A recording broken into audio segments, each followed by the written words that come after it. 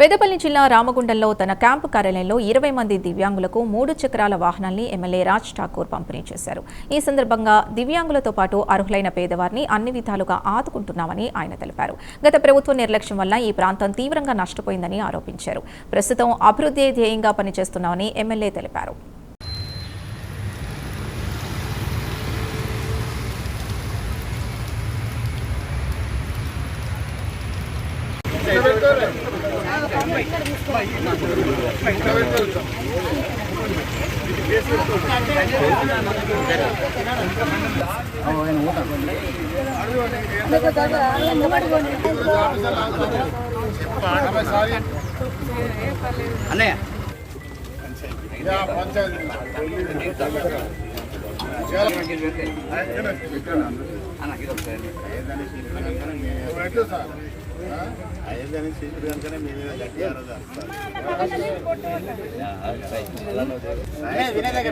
ఆ స్కూటీలోనే పెట్టండి అబ్బా ప్లీజ్.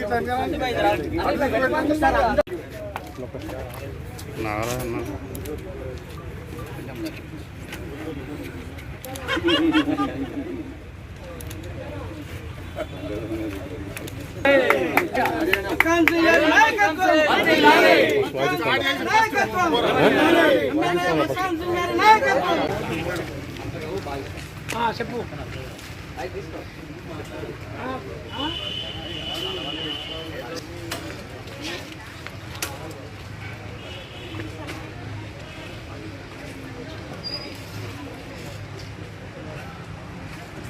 నా పేరు అనిత. నేను చాలా సంవత్సరాల బట్టి ఎంతో మా నాయకులను కలిసిన నేను గత 10 సంవత్సరాల నుంచి నాకు స్కూటీ కావాలని ఏ ప్రభుత్వం పట్టించుకోలేదు. మన రాజ్ ఠాకూర్ అన్న మక్కాన్ సింగ్ రాజ్ ఠాకూర్ గారు ఒకసారి నేను సార్ని కలిసినప్పుడు నాకు భరోసా ఇచ్చిండు. నేను ఎప్పటికీ నీకు ఏ సందర్భంలో అయినా నీకు ఏ ఆపద వచ్చినా నేను ఉంటానని నాకు చాలా ధైర్యం చెప్పిండు సారు. నీకు ఇప్పిస్తా, ఎవరు ఇప్పించినా ఇప్పియకున్నా నేను మాత్రం ఇప్పిస్తా, నీకు ఏది కావాలన్నా చేస్తాను అని సార్ నాకు ఆ ధైర్యం ఇచ్చిండు. ఆ ధైర్యం కొద్ది నేను అప్లికేషన్ పెట్టుకున్నాను.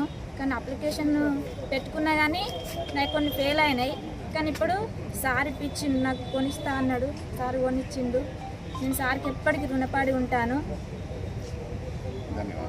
అందరికీ ధన్యవాదాలు. సుమారుగా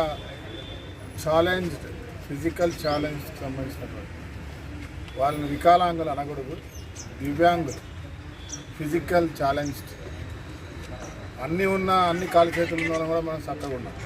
కానీ వాళ్ళకు ఏదో ఒక లోపం ఉన్నా కూడా ధైర్యంగా సమాజంలో ముందడుగు వేస్తూ వారి జీవనాన్ని కలుపుతూ వారి సరైన గౌరవం ఇవ్వాలని రాష్ట్ర ముఖ్యమంత్రి రేవంత్ రెడ్డి గారి ఆలోచన.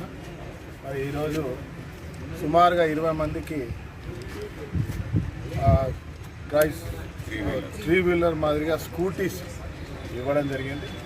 అదే మాదిరి అనేక మందికి గతంలో కూడా ట్రై సైకిల్స్, బ్యాటరీ సైకిల్స్ కూడా ఇచ్చినాం. ఇంకా చాలామంది కొంతమంది పూర్తిగా దివ్యాంగులైన వాళ్ళు దీనికి కొన్ని లిమిట్స్ తోటి పెట్టడం జరిగింది. చాలామంది ఆన్లైన్లో అప్లై చేసుకోవచ్చు.